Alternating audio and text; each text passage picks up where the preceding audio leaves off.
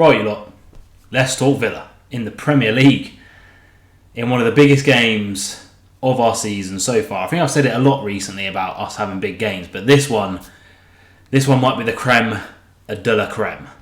So we do have special guest Severus here to preview this game. Let me pick him up here. He has been out of it because he's had his little operation to make him hopefully chill when the baby arrives. But anyway, enough of that. Let's talk about the fact that Spurs come to Aston Villa at Villa Park this Sunday. It's going to be an absolute barnstormer of a game, I think. Two teams that play a high line, that love to attack. Defences are vulnerable. Attacks are good. Heung-min Son versus Ollie Watkins. James Maddison versus Yuri Tielemans. Oh, probably more likely to be Leon Bailey, isn't it? But, we move. And it's going to be an absolutely fantastic game. It's going to be one of the bigger games of Aston Villa's season. Like I say, we currently sit just above Spurs in the Premier League table. They do have a game in hand on us. We have Ajax either side of them. We've obviously played one of those and drawn 0-0. It's huge. A Sunday, midday, at lunch. You're ready to see the lineup. Let's get into the Aston Villa lineup. What I think we might go for. So as you can see next to me on the screen, we have what I think Villa might do in this game. Like I say, Tottenham, almost a similar team to Villa in the sense of they play a high line, they play attacking football, they like the possession, they're risky in their defence, and they score goals. I like Ange Postecoglou as a manager. I think he seems like an alright geezer as well. Most Australians do, don't they?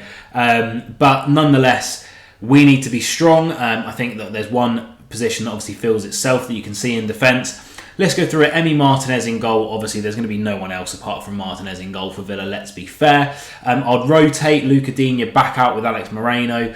Again, we have to think about Ajax in midweek and the fact that we have West Ham, 3-4 days after Ajax again. And the Premier League is a slog of 38 games. It's not just one game. So I think having the luxury of two top-class left-backs to rotate, I think Alex Moreno probably comes back in for this. Emery said in his press conference today that Pau Torres is back fit and should be available for selection. I think Longley has played an incredible amount of games recently and he will almost certainly be playing in midweek against Ajax. I think he's just been looking a little bit leggy recently. And Pau Torres, for me, the far superior central defender anyway, and we need to play our strongest team. He slots in and hopefully can survive 70 minutes maybe, and then we think about maybe bringing Longley on to see the game out, hopefully. Next to him, I think the one that picks itself, you could argue for Diego Carlos starting here and Konsa starting right back to rest Matty Cash, but I think Matty Cash needs game time. He didn't play the whole game against Ajax, so I think it's going to be a thing of getting him ready effectively, and you can always move Konsa out later. With the red card, don't want to talk about that red card for Konsa. I think he has to start and play 90 minutes. You know, he's one of our best defenders, so obviously he's going to play this game, and he's not going to play in midweek against Ajax at all, so we don't need to worry about fatigue.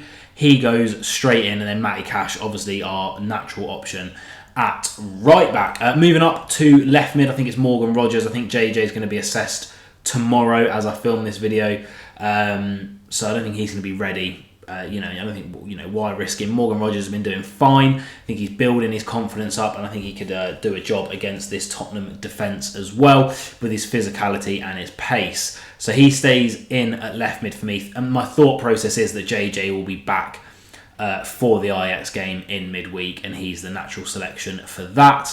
In midfield, we have to go strong. John McGinn and Douglas Luiz. There's no one else for me that should be playing. And then right mid, didn't start against Ajax in midweek. I doubt he'll probably start against Ajax again next week. It's our man, Leon Bailey, who will be our main threat, I think, this game. Him and Watkins are what all of Villa's hopes of Champions League football seem to be riding on. And then up front, Watkins, obviously, he's probably the first, him and Martinez are probably the first two names that Emery doesn't even need to think about that go onto the team sheet. And then Yuri Tielemans keeps his spot up there as well as our second/split striker. So that's my team. Obviously, there's room to change a couple of bits and bobs around. Perhaps we go for the Bailey-Diaby connection. Perhaps, we start Diaby again. Give Bailey an extended rest before Ajax, because we might rely on him in that game. Maybe Longley starts, maybe Consa starts right back and Diego Carlos comes in. But I think the base of that team is probably what we're going to be going for in the biggest game of the season so far. I'm going to call it as that for right now, for where we are in the Premier League, for how long's left, for the implications, for the game around it. It's massive. But let's look at how Tottenham might line up. I'll switch it over and switch it on here as well. So this is their last game, a 3-1 victory against Crystal Palace. A good victory against Crystal Palace as well, I may add. Vicario in goal. Udogie, I can't pronounce it fully, but he is an absolute blinder of a left-back. I really like him as a player.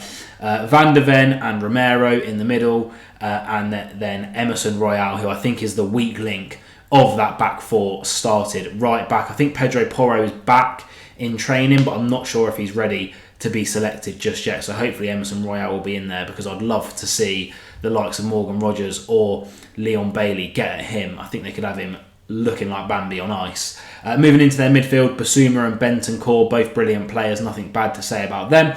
Werner, Maddison and Kulusevski in behind Heung-min Son. You look at that Tottenham team, that is a strong team. That's a strong attacking team. Defensively, apart from Emerson Royal, I think they're really, really good. Obviously, with that high line, you can exploit the likes of Romero, who's not the quickest in the world. Obviously, Van der Ven is. It's a good team. It's a good team, but Villa are a good team as well. Nerve-wracking. So next to me now, you can see we're going to take a little bit more of a deep dive into how these teams have been performing. I think we've both been relatively inconsistent this season. And obviously the Premier League table as well, the all-important one that we'll get onto at the end before I give you my prediction, how I think the game's going to play out in my mind. So we look at the last 5 results, and it actually swings quite favourably for Villa.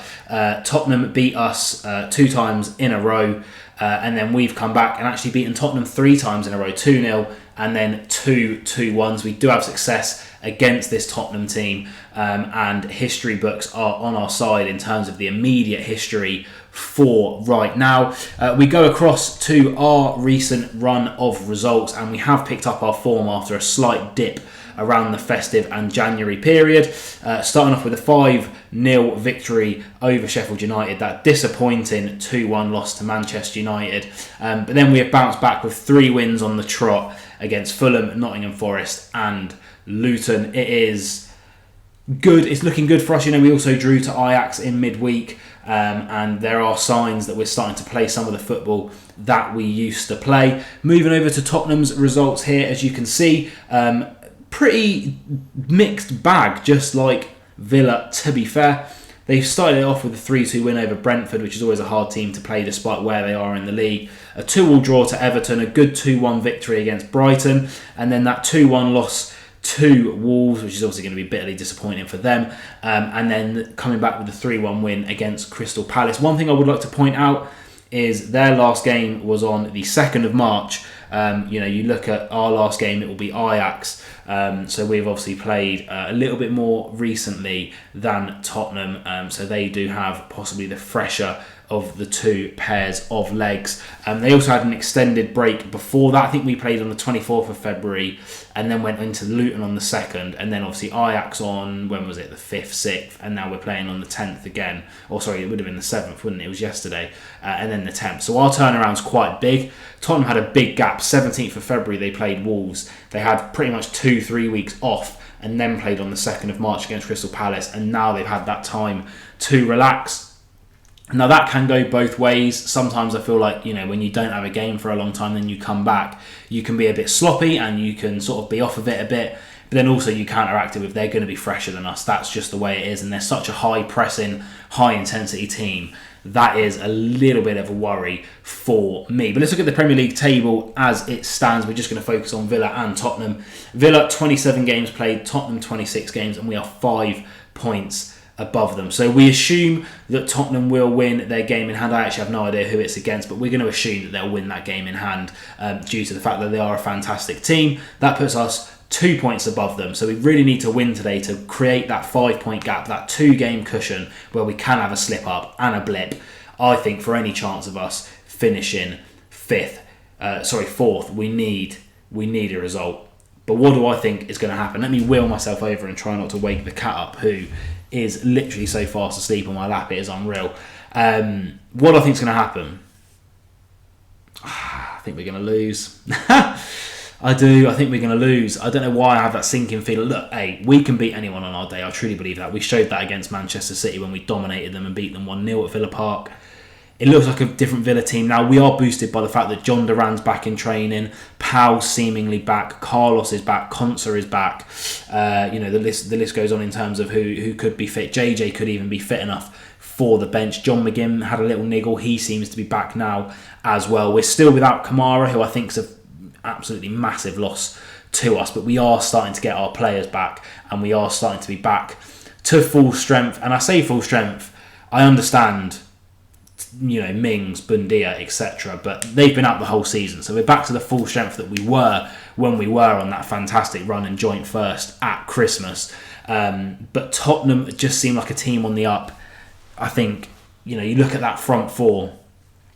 Werner the Burner, he's a terrible, terrible player in terms of his finishing. So he's getting a goal against Villa. It's always the way. Højlund looked like he couldn't hit a barn door with a banjo. He scores against Villa and now he can't stop. We seem to be that team. But then you look at the rest of it, and again, he still has pace, and he'll be on the left-hand side against Matty Cash.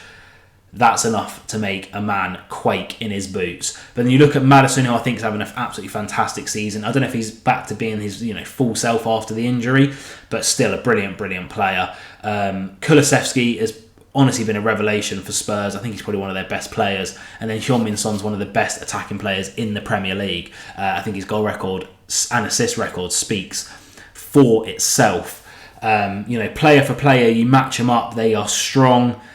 Again, players that are quick, that can exploit the high line, that are clever enough to exploit the high line. We have those players as well. And that's why I think there are goals in this game. But ultimately, I've just got this sinking feeling. So I'm going to give you a heart prediction, I'm going to give you a head prediction, and we'll see which one is right. But before I do that, make sure you comment your predictions down below. Let's see how Villa fans are thinking and feeling about this game. We'll start off with the heart prediction. Note my heart's on that side. We'll start off with the heart prediction. I think I'll go for a 3-1 victory, Aston Villa. There's goals in this game, and you'll see that when I predict the head, which is a 3-2 loss to Tottenham. Again, there's goals in this game. No one's ever going to deny that. I just got a feeling that Tottenham are going to come out and put a marker down, a statement game down, to let everyone know they mean business. Our boys are going to be fatigued. That's just part of the game. They are professional athletes, though. They should be able to deal with it. But hey, I hope Villa can prove me wrong. I wasn't confident going into the Man City and Arsenal games, and look what happened. But yeah, just got a feeling. But we're going to go heart, head. Which one's winning out? It's the heart all day, baby. Up the Villa. Be nice to everyone. And I'll see you guys for the review